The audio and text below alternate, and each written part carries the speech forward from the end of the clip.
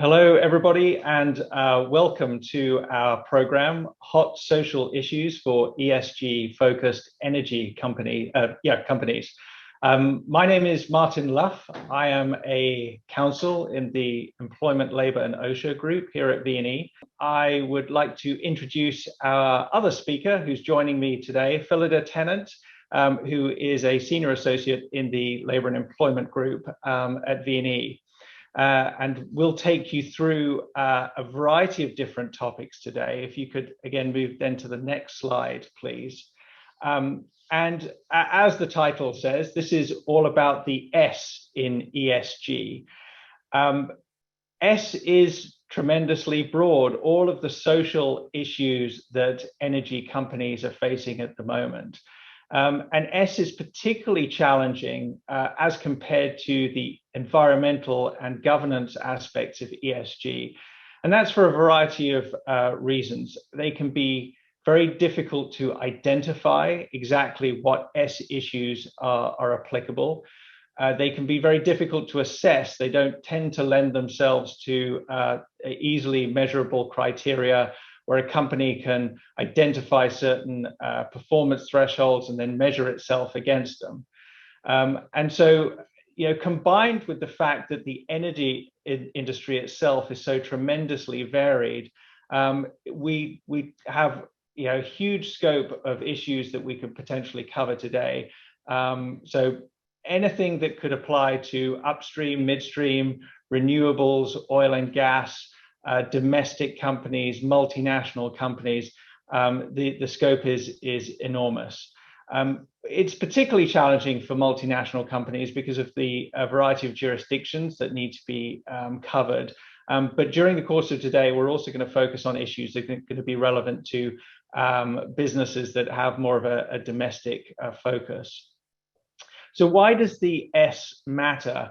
Well, I mean, it matters because there are a variety of stakeholders and parties that say that it matters.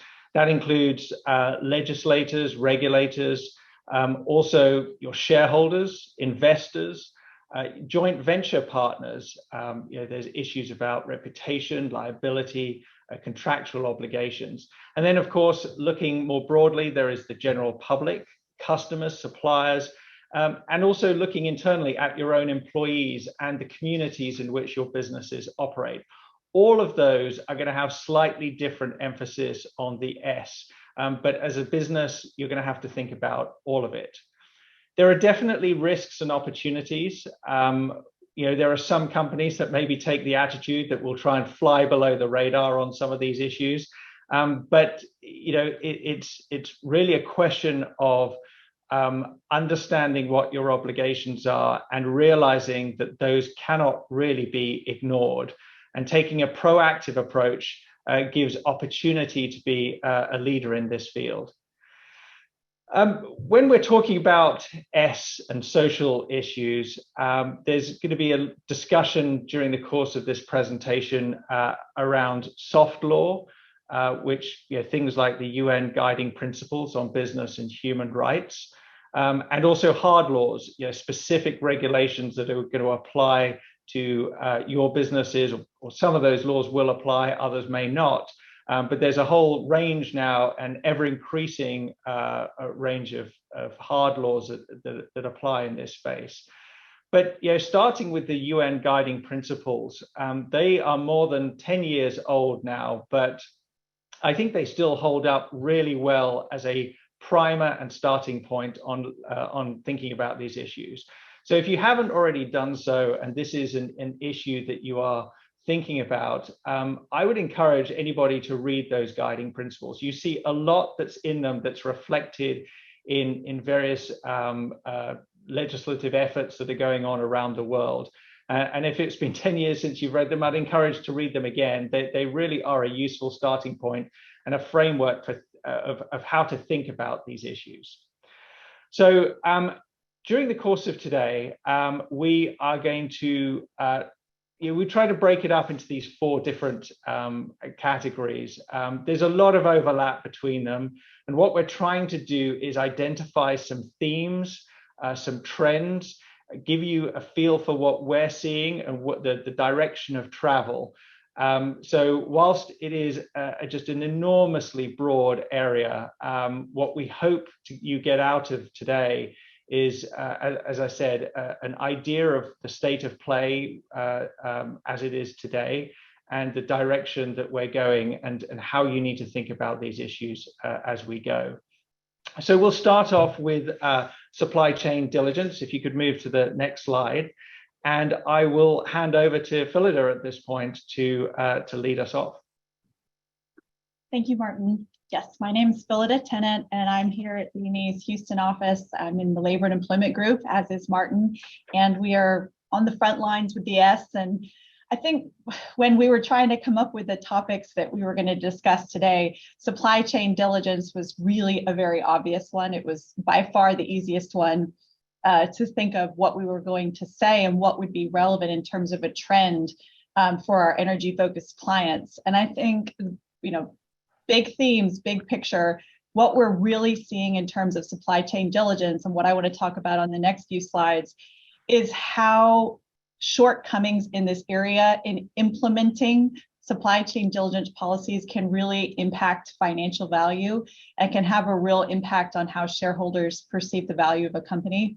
So it's the focus on implementation. So if we could go to the next slide, you can see the first slide that I have here. It really probably seems fairly basic, but what I really have seen over the course of at least the last few years, or at least the last year rather, is a focus on companies focusing down what supply chain diligence issues they really have in their company. I think the general concept of supply chain diligence, kind of like ESG, can seem really broad and nebulous. There are a lot of things to think about when you think about where your supply chain is coming from, who the different participants are. But I think, niching down and saying, okay, as a company, how are we going to identify the material risks, or maybe just the risks that our company is facing in its supply chain, and then making a plan to address those so that your supply chain diligence program really has some teeth to it. It has some grip that means you're going in and really addressing those issues. And I have here on the slide, just in case you don't know, there was an executive order that President Biden put out that caused different state departments, energy, defense being some of them, transportation, to go out and publish some different reports that identified supply chain vulnerabilities in various industries.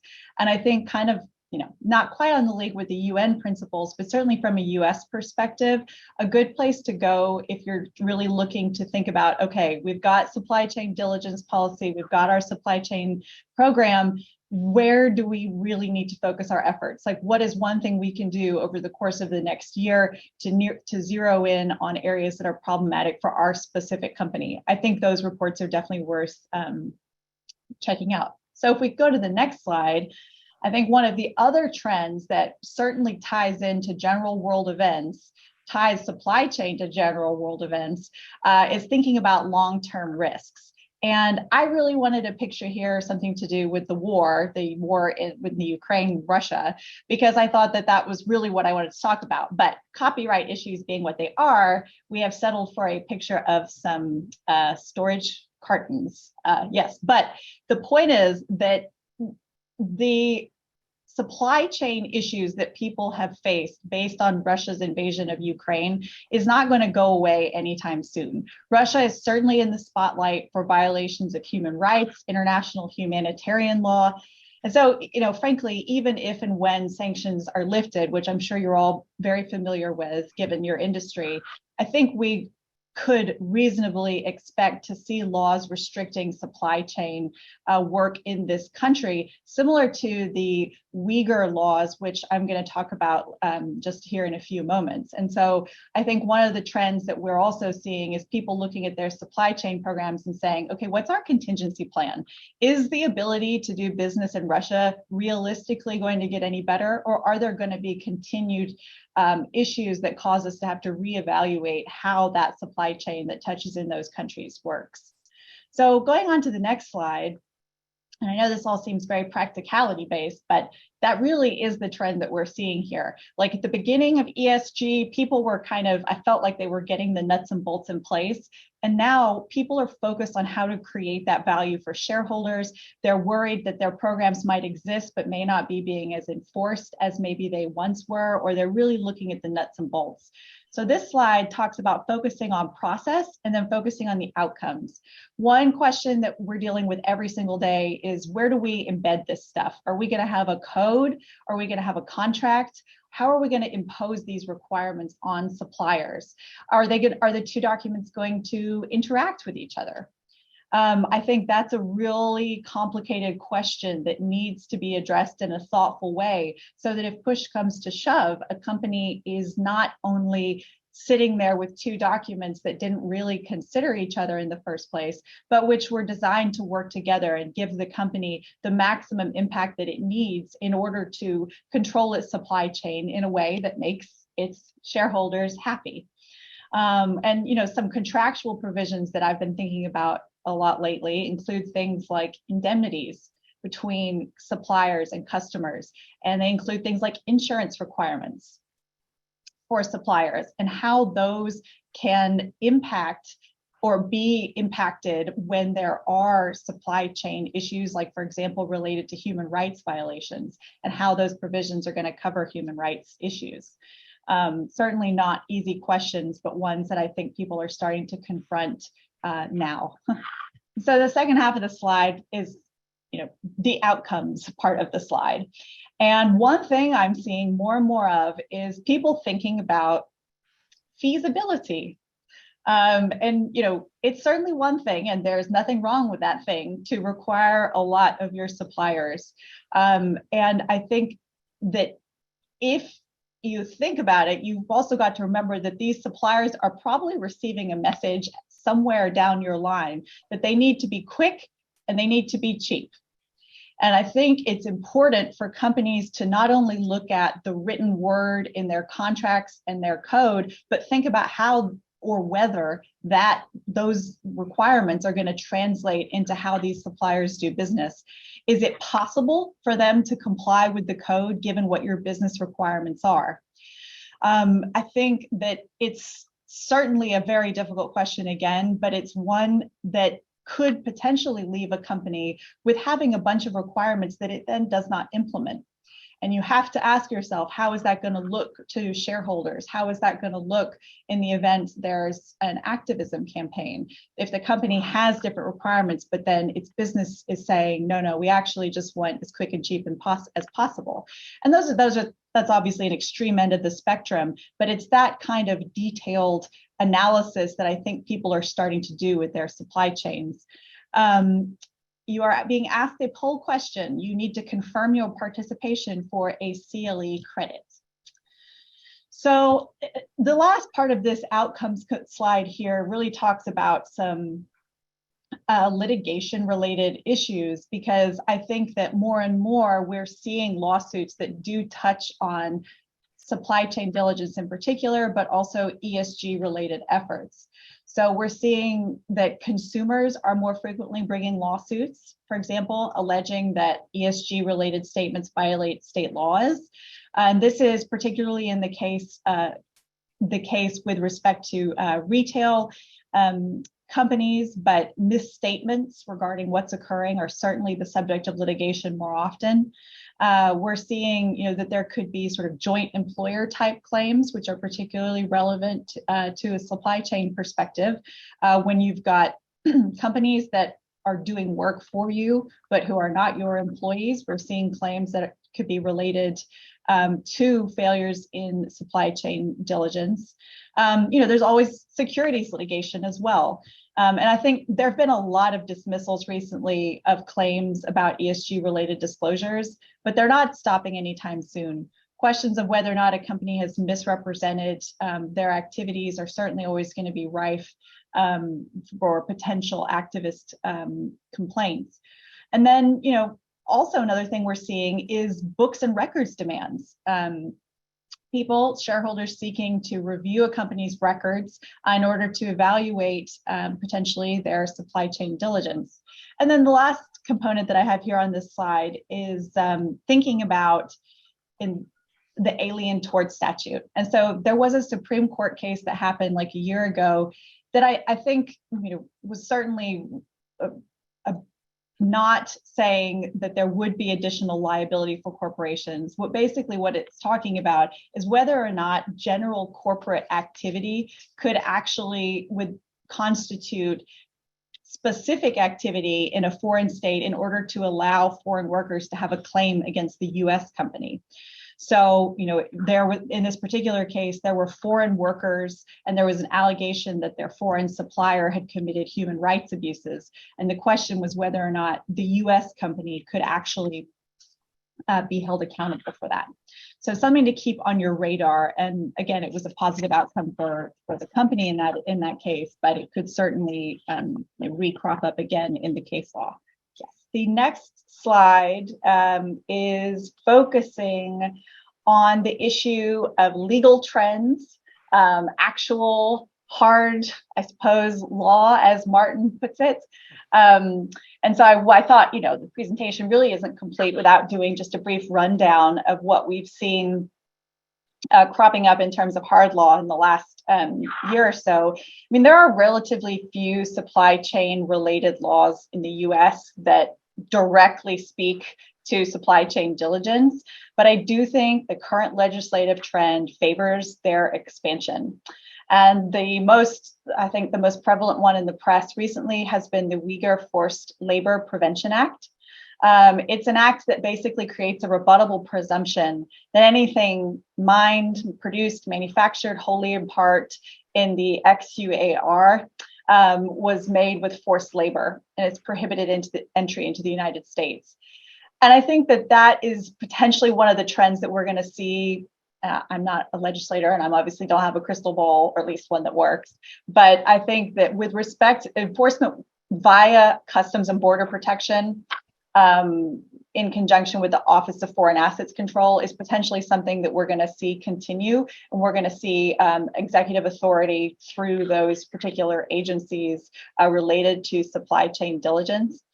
I will note here, if you're keeping this on a close radar, that they will be posting cases on the Customs and Border Patrol website related to this act and decisions. The rebuttable presumption is rebuttable, and you can view those decisions online. And I think that it's just an example showing how the power of trade is really how trade regulations is really going to be powerful in the supply chain diligence space, and we certainly don't expect that to go away anytime soon.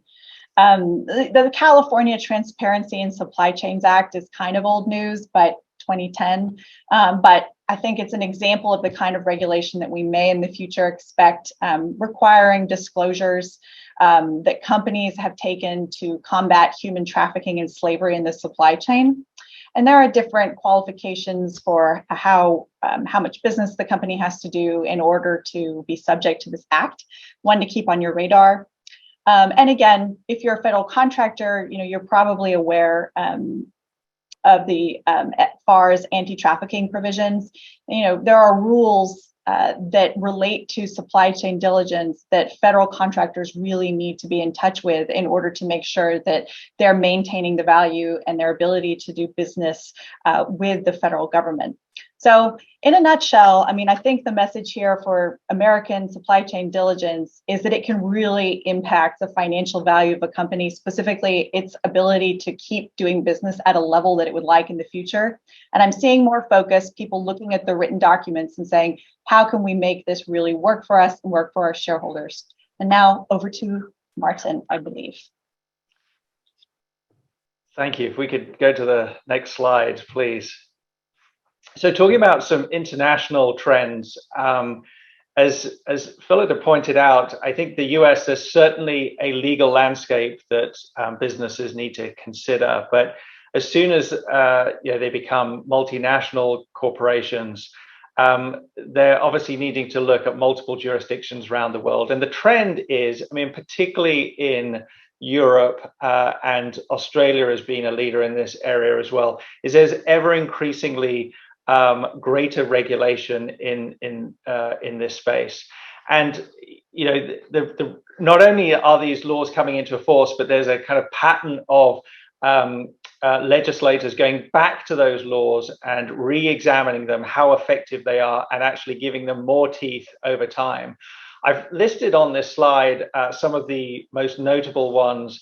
The UK Modern Slavery Act, that was back in 2015, so also somewhat old news, but similar to the California law that Phillida mentioned, but is ultimately requiring companies to produce annual statements on the steps they're taking to combat slavery and human trafficking, particularly in their supply chains. And one takeaway from all of these laws is that they have a very international and cross-border aspect to them. I mean, this goes back to the UN principles that sees business as one of the key drivers in promoting the standards for global supply chains.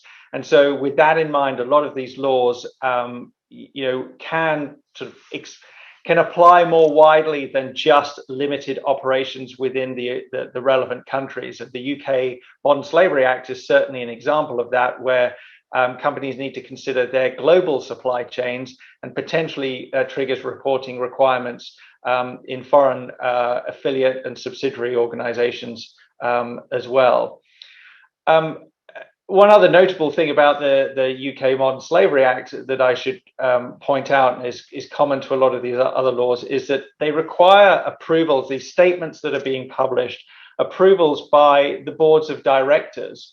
And again, there's a seeking of accountability in these laws, making sure that the top levels of these organizations are taking these issues seriously, thinking about them, and ultimately approving the statements that are being made. Australia, 2018, their law came into effect. Not listed on this slide, but Canada has also got a Modern Slavery Act law that's working through the legislative process. The French duty of vigilance law is also interesting. It's very broad in scope and very much relates to supply chain diligence, requiring companies to develop vigilance plans, identifying risks, and also taking steps to prevent human rights abuses. German supply chain law as well, and then ending up with the EU directive on corporate sustainability due diligence. That is a proposed piece of legislation. It's still working its way slowly through the EU system, but once again draws very heavily on the UN guiding principles. And interestingly, makes a distinction. I mean, like a lot of these laws, whether they apply or not, there's various factors, the size of the business, the amount of revenue that's being generated, the number of employees. Those are all the sorts of factors to be considered when figuring out whether these laws apply. But actually, one aspect of this proposed EU directive is kind of lowering the threshold of applicability for certain types of businesses. And that includes those involved in extraction of natural resources, which would include, obviously, oil and gas. So that law, again, repeating these themes, requires risk assessments, looking at a company's own operations and its supply and value chain, developing due diligence processes and policies and implementing those. And again, director duties to take into account sustainability issues like human rights, making sure that the responsibility for these sorts of implementation steps are being met at the highest level of the organizations. And also making sure that subcontractors and supply chains are adhering to these principles. So in terms of broad themes from these, I mean, a lot of it is to do with transparency, corporate reporting. And to be able to do that effectively, businesses need to understand their own operations and also start looking beyond their own operations and looking at their supply chains. And having effective systems through which to do that is the only way that a company can realistically comply with a lot of these obligations as they come into effect. Developing effective policies and procedures, again, absolutely critical. Phillida touched on some of that. And as I said earlier, it's the cross-border aspects of this there are a lot of parts of the world where human rights violations are rife, and those aren't necessarily the jurisdictions that are enacting these sorts of laws. So what the EU, Australia, Canada, and other jurisdictions are trying to do is create that accountability with the kind of the customer organizations in those jurisdictions, and forcing them to look at their own supply chains and raising standards through that.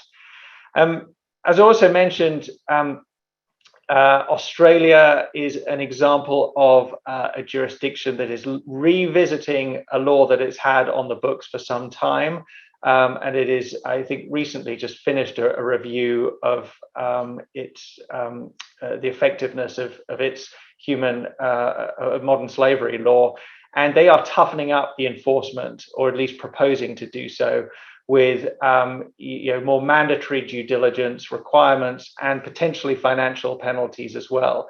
So we're seeing more of that. It's moving a little bit beyond the kind of naming and shaming and reporting to some stiffer penalties for non-compliance. Then there's also the final bullet point on the slide, the increased risk of litigation and piercing the corporate veil. So Phillida talked about the Alien Tort Statute, but I think that we're seeing case law in multiple jurisdictions as well, where plaintiffs are seeking to hold foreign companies, or at least foreign headquartered businesses, accountable for what their subsidiaries and their supply chain companies are doing in local jurisdictions. And so I think, whereas previously a lot of thought may have been put into a corporate structure, how do we ring fence liability amongst a huge multinational corporation? I think that is obviously still going to be an important consideration for how you manage business, but it's becoming less relevant to some extent through some of this case law where the courts are looking specifically around control and which entities ultimately should bear responsibility.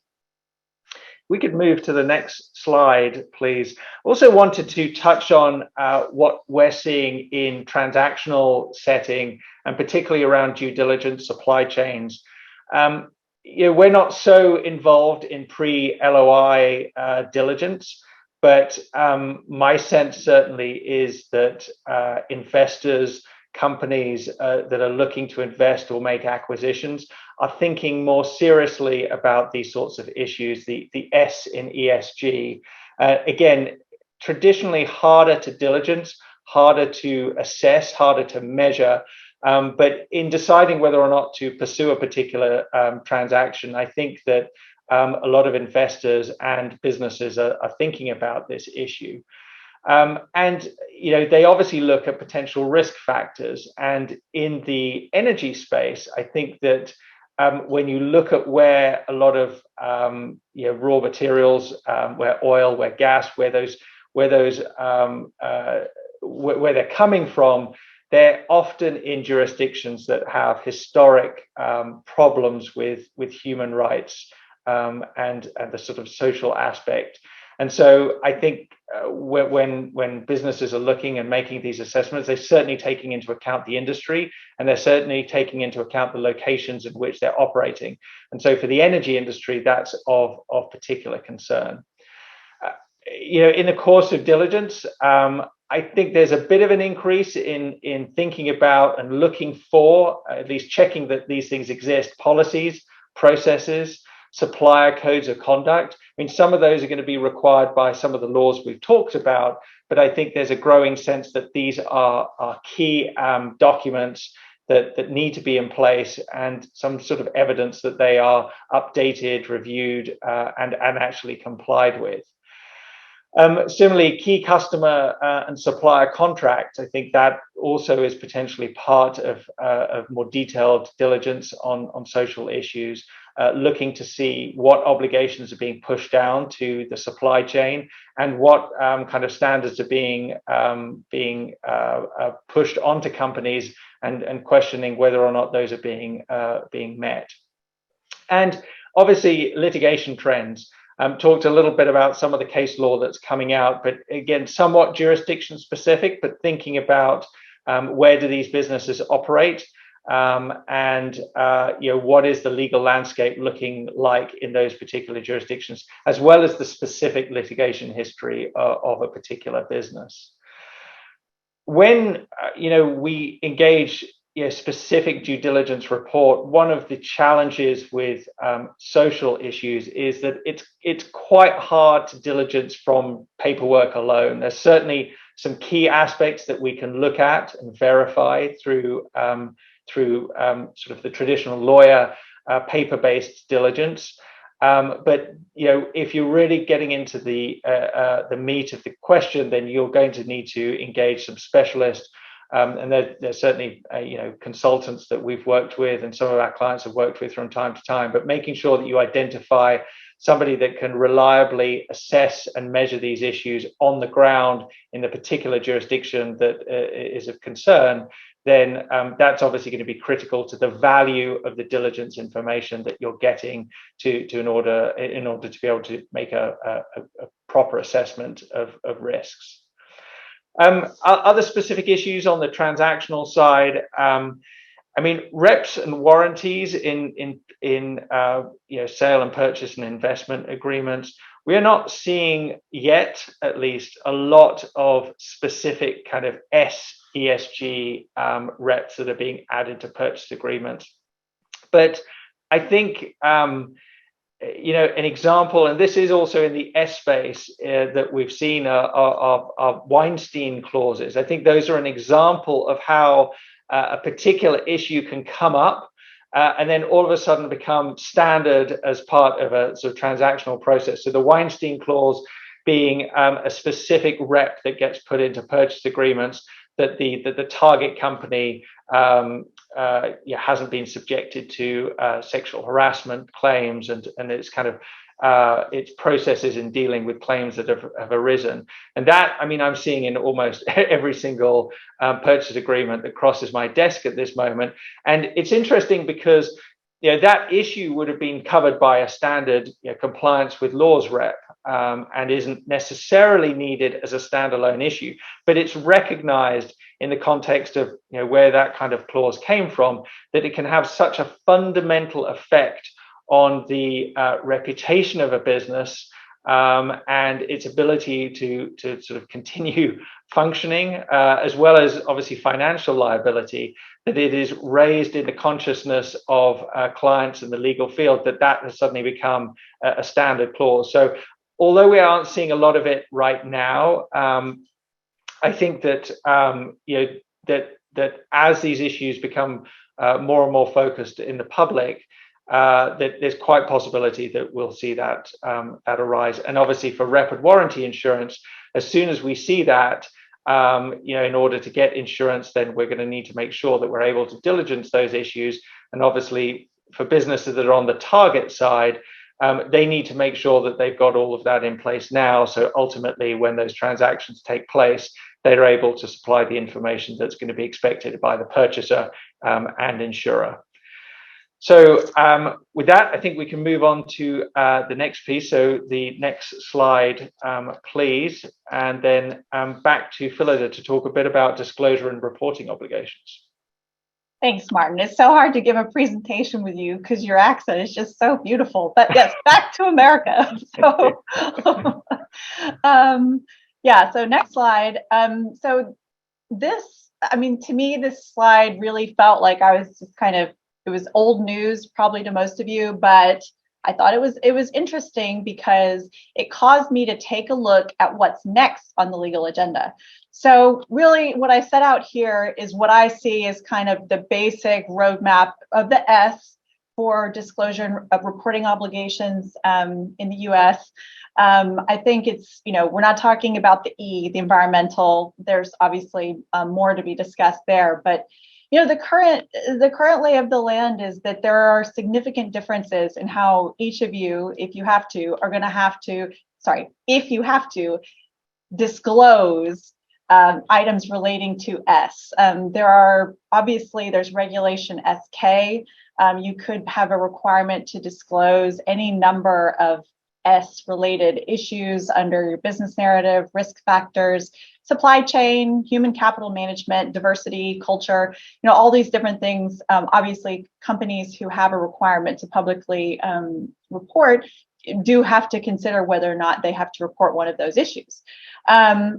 I thought, okay, this is slightly new news, but the SEC did put out a sample letter about disclosures relating to Russia's invasion of Ukraine and related supply chain issues and how those companies should consider their disclosures in light of that. And ties to the supply chain topic, lots of bleed over between these topics, but I would recommend taking a look at that letter.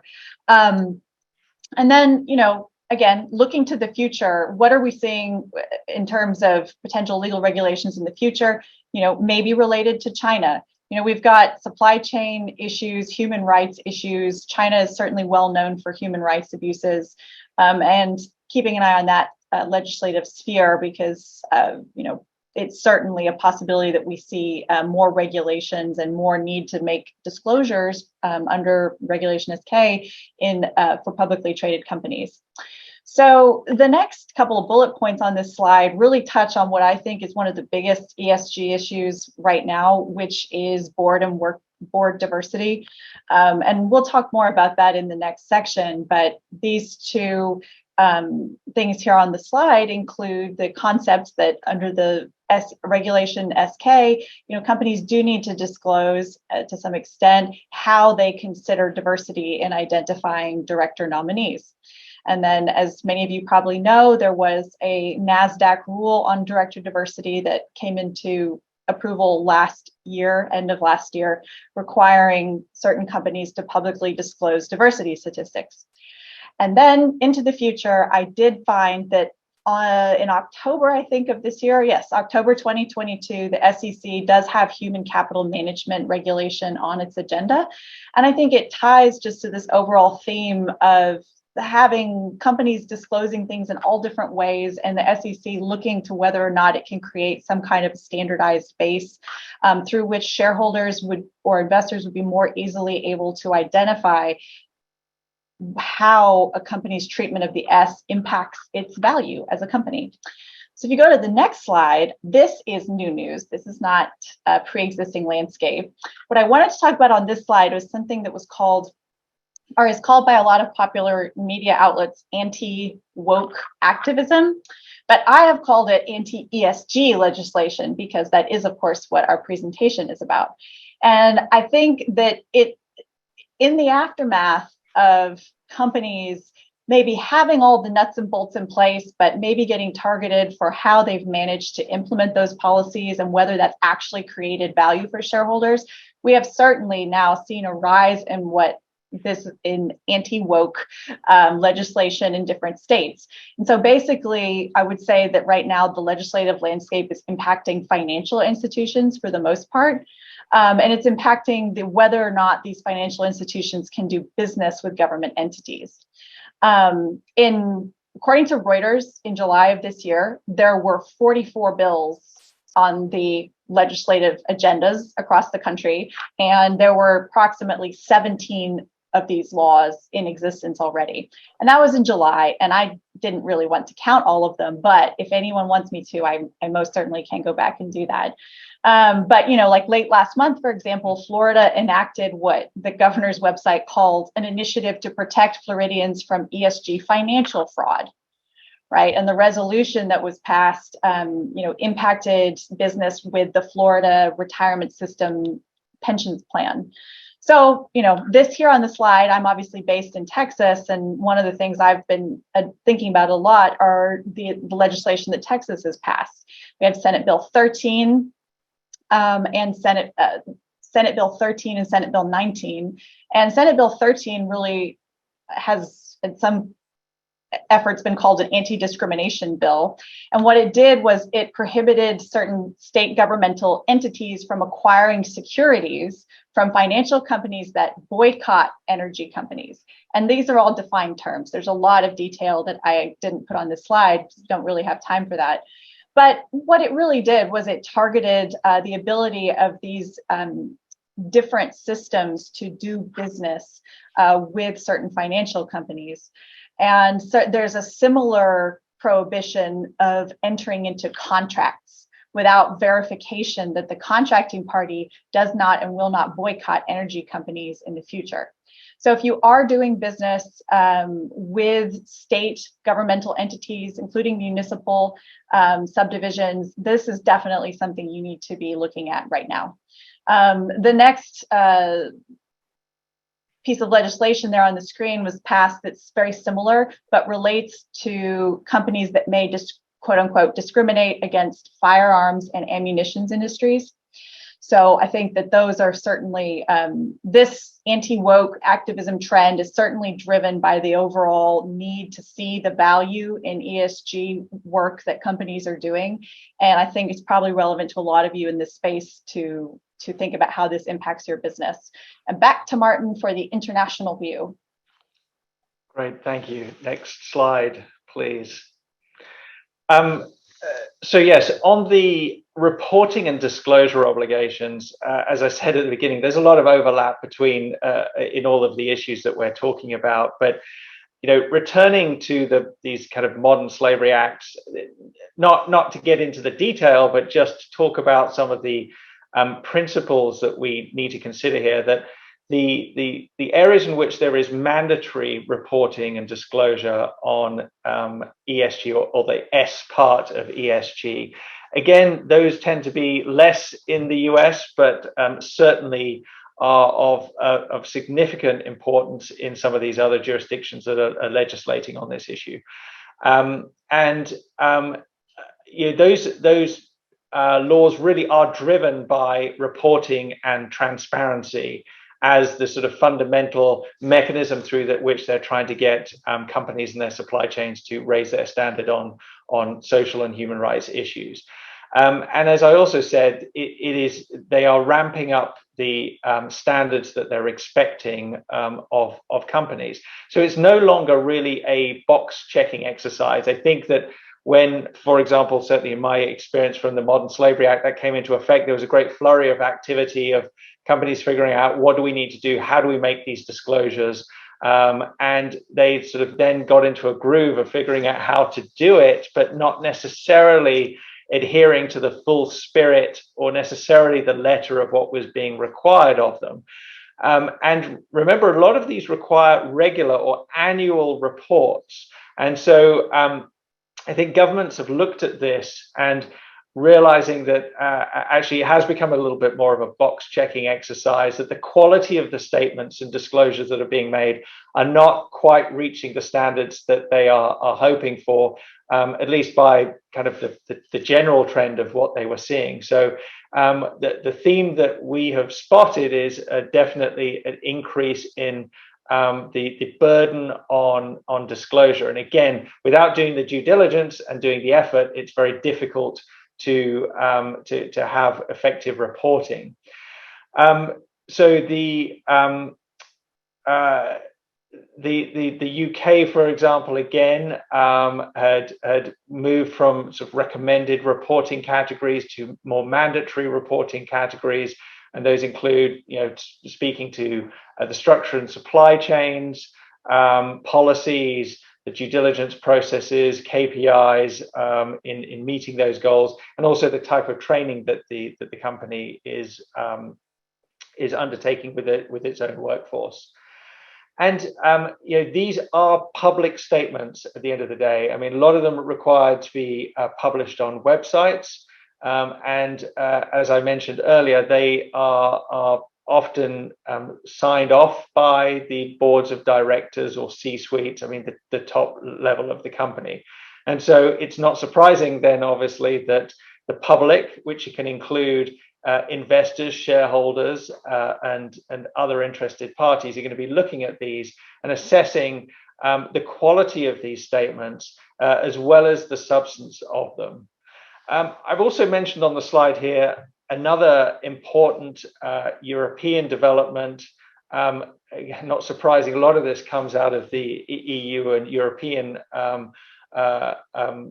legislators, but at the EU level, there was the non-financial reporting directive that's actually been in effect since 2014. but there is the yet to come into effect but new corporate sustainability reporting directive, which is expected to come into effect in the fairly near future, and that has supplemented the previous directive and actually widened its applicability to a far broader set of businesses. And it requires reporting on issues like environment, social and employment issues, human rights, bribery and corruption. So definitely the S in ESG is a key part of that new law, and as I said, is far broader than the original non-financial reporting directive. And that's going to require some sustainability reporting, including on social issues, in dedicated section of company management reports. And there's a whole load of other sort of regulation that goes with it about auditing and accounting standards that go to that. And talking more broadly about issues to consider when drafting these mandatory reports, I think, and I've put on the slide promising and delivering, and I think that for us, when we look at these reports that our clients are producing or helping our clients producing these reports, obviously a key aspect of it is complying with what is required by the particular laws in terms of what needs to be included in those reports, but making sure that you don't overpromise and underdeliver. These are not PR exercises. I think they are critical issues. As I said already, they're ongoing obligations, so they need to be updated year on year. And I do think that there is an increased emphasis on holding boards of directors and senior executives accountable for the statements that are being made in these. And ultimately, obviously, a concern is, what do the shareholders think and what are their expectations? And those are certainly evolving, and they rely on these kinds of disclosures and reports to understand what a particular organization is doing. And activist shareholders are certainly looking at these kinds of reports and figuring out their own strategies and expectations in that regard. I think at this point we move on to the next slide. I'm conscious that we don't have much time left, but let's talk about DEI in the workforce, and back to Phillida to lead us off.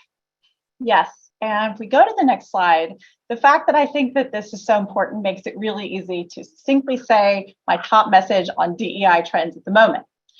More people are reporting, more people are giving numbers, more companies are saying what percent of their employees, what percent of their managers, breaking it down, what their race, what their gender is in their particular workforce. But I think more and more pressure is going to be put on companies to disclose specifics. And so then I think my advice, and the thing that we continue to think about how best to advise clients on, is not to reflexively disclose rote data, and to think about how that data is going to support the DEI story that your company is trying to tell, or that your company wants to tell, and whether or not simply producing EEO1 data, which a lot of investors may pressure companies to do, is the best route for your company, and whether there is some other level of detail, some other level of organizing the data which will best support your company's story. And that also goes to what efforts you're doing to improve diversity in your company.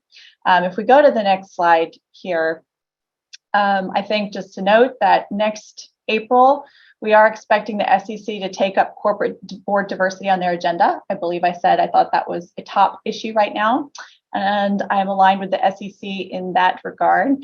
And I think also, I've already mentioned that the demand for books and records reviews has been increasing over the last year. And also we see a lot more focus now on consideration of whether solely promoting internally gets a company where they want to be in terms of diversity, or whether their career development and retention efforts need to be involved in considering how diversity is going to be in the future of their company.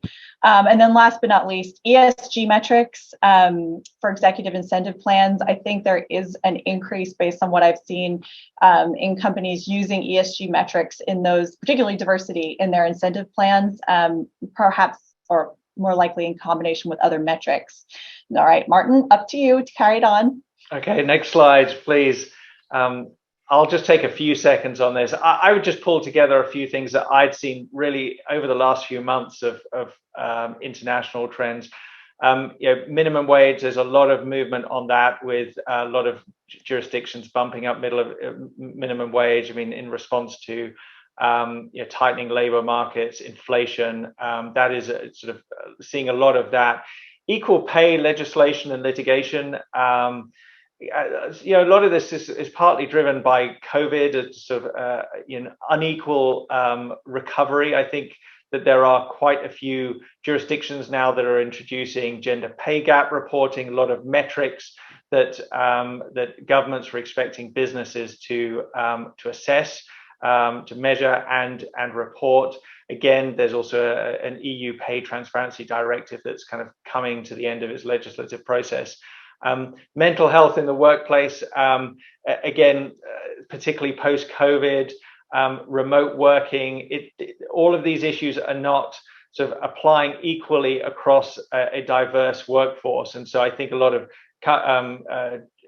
countries are trying to grapple with how they legislate over these issues. And there is an ever-expanding scope of social protections under equality and discrimination laws. That is, that will continue to evolve, and certainly is a feature that any company needs to be aware of in all of the jurisdictions that it operates.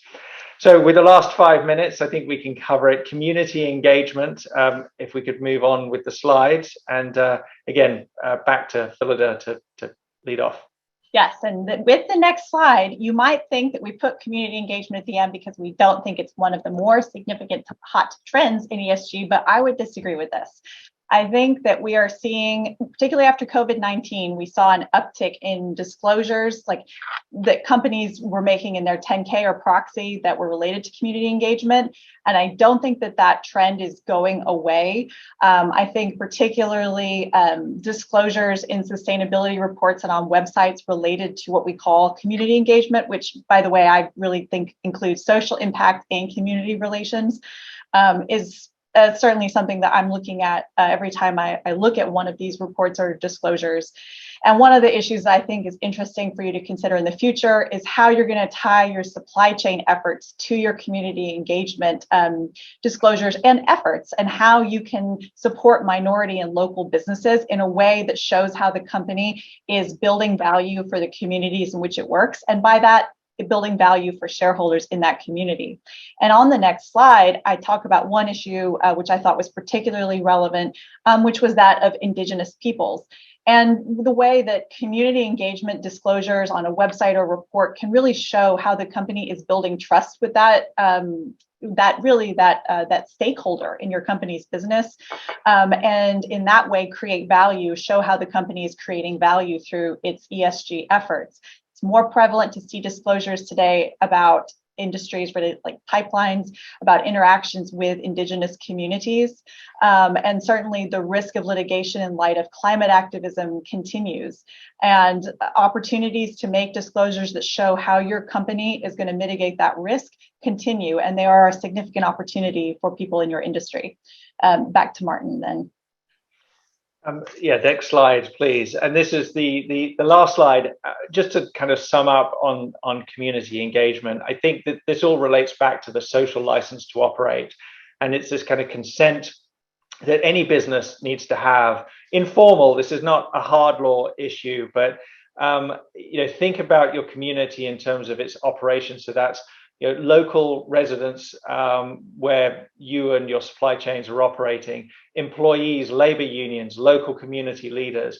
All of those need to be considered because this goes to the ability to function effectively in those jurisdictions, the reputational harm, particularly, I mean, as Philida was talking about indigenous peoples, where that goes wrong, it can create massive reputational harm, as well as obviously the harm to the local communities that are suffering from the direct actions.